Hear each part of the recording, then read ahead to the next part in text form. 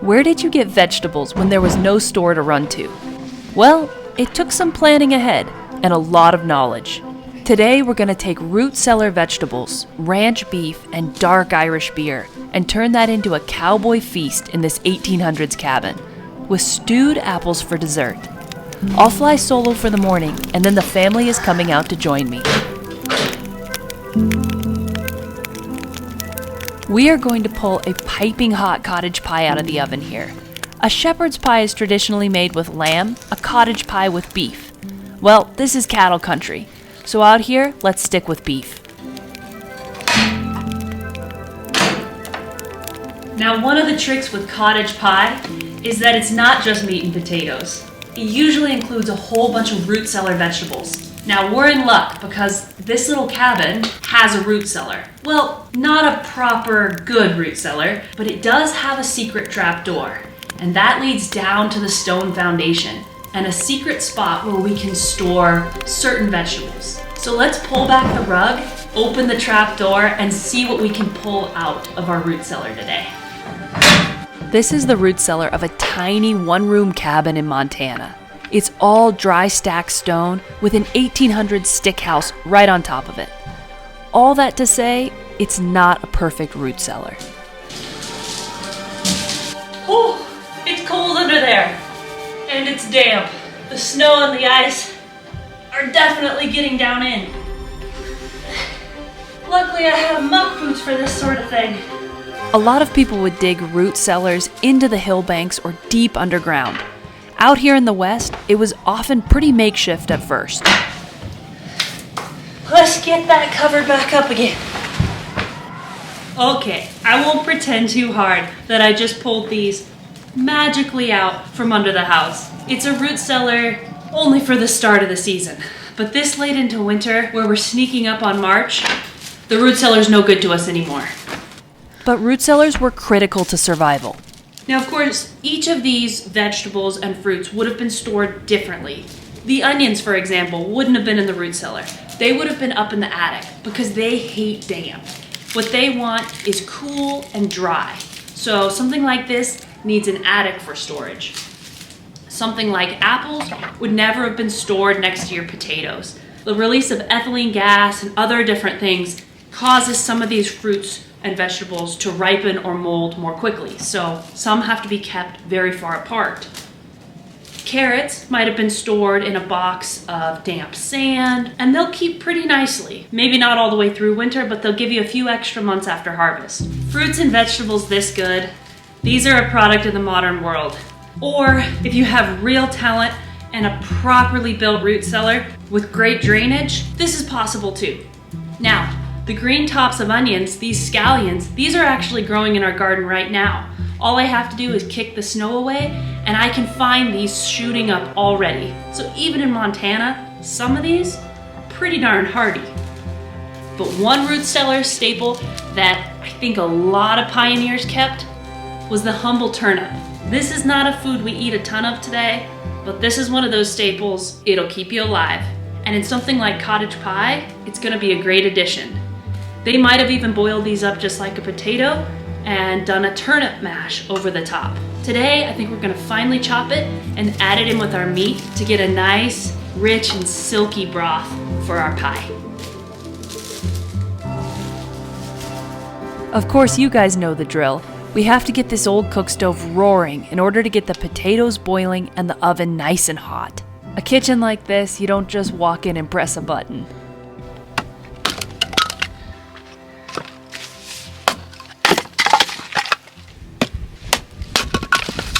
It's been warming up out here quite a bit. We went from days of 20 below zero right into 30, 40 degrees above. We now have the problem of everything melting. So you've got the mixture of mountains of snow, slicks of ice, and big mud puddles.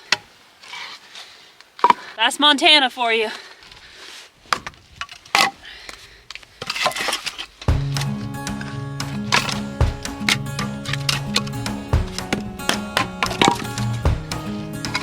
Some of this wood's a little more wet, some's a little more dry.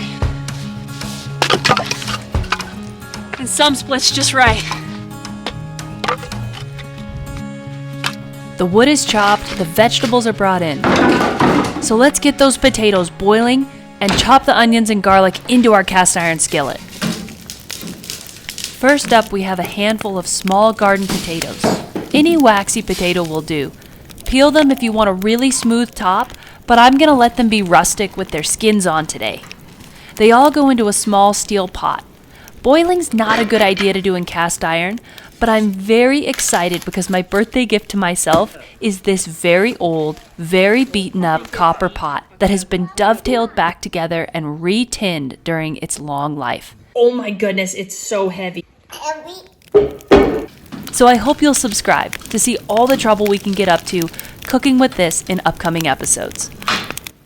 Back to our cottage pie, the ingredients are all laid out. Let's do half an onion chopped somewhat finely and set aside. Robbie had the joy of going to the dentist this week, so I'm looking for all the ingredients to be fairly finely chopped and to melt together into an incredibly flavorful filling. Next, the knobbly carrots get their rustic chop.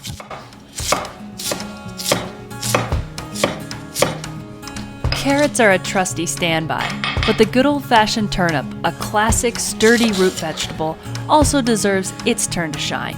This reminds me of a cross between a radish and a potato, both in texture and flavor. Talk about a food that time has left behind.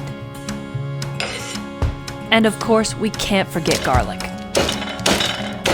It grows very well here in Montana, and no meat is complete without it. We give it a fine mince, and then this whole lot is ready to go into the cast iron skillet.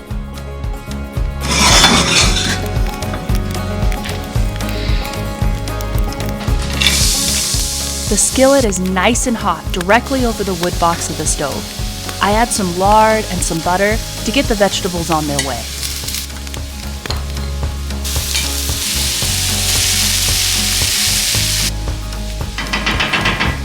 Now we smoked some steak yesterday and it was incredible, and I think that would be a perfect base for this meal. So we're gonna take that, we're gonna slice it up. And leftover meat like this is exactly right for an old school cottage pie. Traditionally, it wasn't ground beef, it was chopped steak or scraps. Now once the steak is ready to go, that gets us ready for one last big important ingredient. This is a very Irish-English dish after all. So a dark Irish beer gives us all the flavor and richness we need for this dinner. And making your own beer was something a lot of people used to know how to do.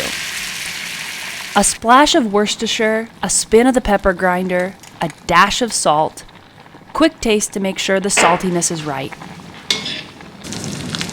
and just a dusting of flour to thicken. And we'll leave that to simmer and bubble away on the cooler side of the cookstove. Oh, one final ingredient, something we consider a classic part of cottage pie today, but that a homesteader would definitely not have had in March on the prairie. Green peas. In goes the smoked steak, and that filling is done.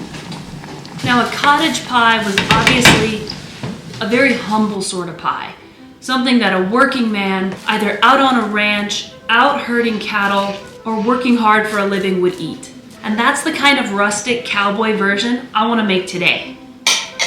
We're gonna have some really high quality, good ingredients, but they're humble ingredients. Root cellar vegetables, leftover scraps of beef, a little bit of butter, a little bit of spice, but mostly, this was a very common food. I think more often than not though, foods like that tend to be the most delicious. And there's something that I know the family's gonna love. This is the epitome of meat and potatoes kind of cooking.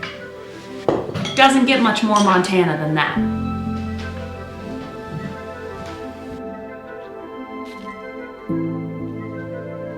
I think it's finally warm enough in here to take off our big coat. Whew. Robbie and the kids are on their way, and so I gotta pop this in the oven so it's nice and hot when they get here. The garden potatoes have boiled on the cooktop for a little less than half an hour now. I'm pulling them off and draining the water. I'm draining it outdoors, of course, because there's no running water in here. Those potatoes feel fork tender and are done. I want them easy to mash. A little bit with the fork and then a good thrashing with the wooden masher until they're creamy. Add a splash of leftover evaporated milk, which I stored down in the cold root cellar the past few days and then warmed up in the warming ovens. It goes in to add richness. A pat of butter next, and enough cracked pepper and salt to flavor it. Always a bit more salt than you think. With the potatoes thoroughly mashed, it's time to pull the lever to get the oven nice and hot. This lever opens a flue down lower in the stove and then pulls the fire around the steel oven to heat it on all sides, top and bottom. The rich, salty mash goes straight over the top of the meat and vegetables that have nicely thickened. Smooth the top a bit, and it's into a nice hot oven, 375 to maybe 400 degrees, to cook until the top is golden and the inside is bubbling.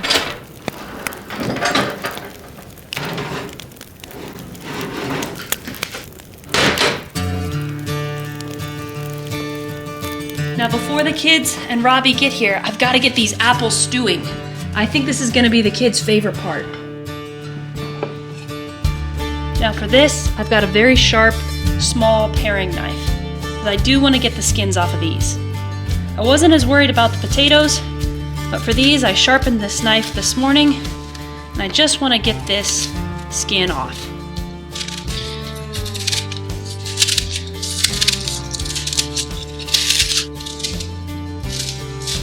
I just want a rough, rustic peel on these, just like a rancher or a ranch wife out here might have done.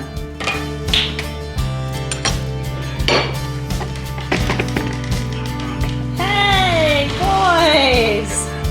Hey, Georgie! How are you, man? What's for dinner? Are you making fruit pie? I'm making some stewed apples for you.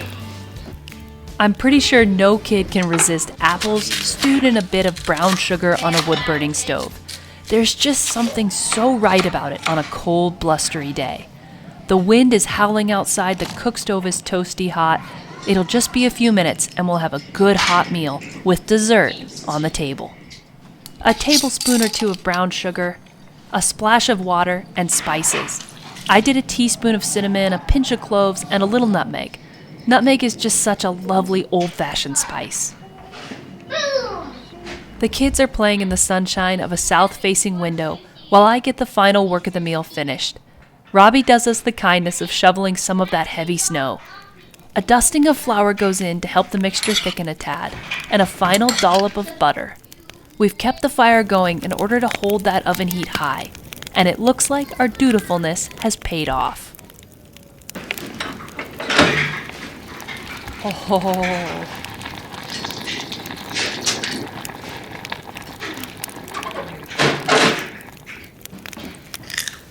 That pie is ready to come out. Let's get the table set and gather everyone around to ask the blessing. A good hearty lunch on a cold winter day is just the thing the family needs.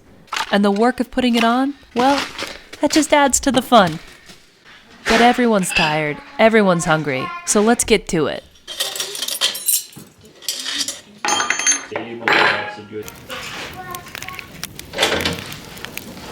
Oh, it looks amazing. I want some. Oh, put it on. I want some. Cottage pie and stewed apples. Can I have a taste of that and that? Yes, you may have both. While the pie cools down just a touch, I prep the beeswax candles for the table. And then it's time to gather around. Yes, like the YouTube. A little touch of beauty, along with function, goes a long way to making even the most rustic meal and place feel special. But it's real life and real family. Well, you guys have to share. Okay, then sit in this chair. I'll put it closer, okay? Okay. Can I have some? Hold on. All right. You guys ready for me to dish?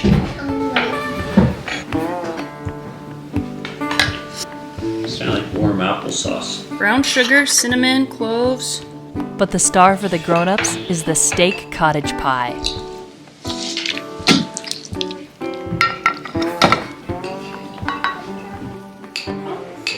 it ready?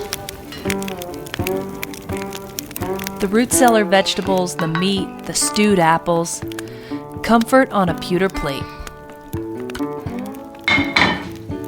Now, a lot of people this time of year out here are starting to do calving. So this is especially a time of year where you're gonna need food that can keep you going, keep you warm as you're going outside to manage the new babies coming into the world. Now we're pretty fortunate this year. We've changed up our operation to focus a little more on farming. So we don't have that kind of work to do, or else I'd have bags under my eyes and I would have been up all night. There's times I'm thankful we're a little more on the farming side out here.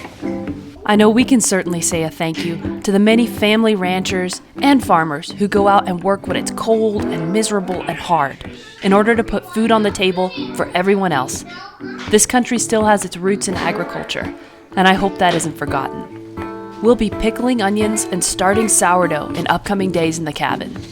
Not the fancy, finicky sourdough made popular today, but the real, authentic sourdough that came over on wagon trains and in the backs of buggies of shepherds out on the plains. Rustic cooking in a cold and harsh place. Thanks for cooking with us. Cheers.